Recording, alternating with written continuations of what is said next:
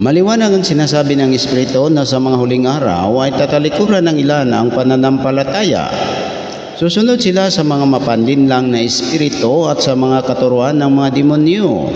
Ang mga katuruan ito ay pinalaganap ng mga taong sinungaling at may mga manhid na budhi. Ipinagbabawal nila ang pag-asawa at ang ilang uri ng pagkain. Mga pagkain nilikha ng Diyos upang kaining may pasasalamat ng mga mananampalataya at nakakaunawa ng katotohanan.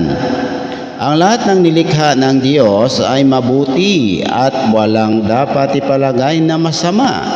Sa halip ay dapat tanggaping may pagpapasalamat sapagkat ang mga ito'y nilinis ng salita ng Diyos at ng panalangin. Amen po. So mga kababayan, kung ano man po yung ating kinakain, dapat nating pasalamatan sa Diyos dahil yan po ay nilinis na ng salita ng Diyos.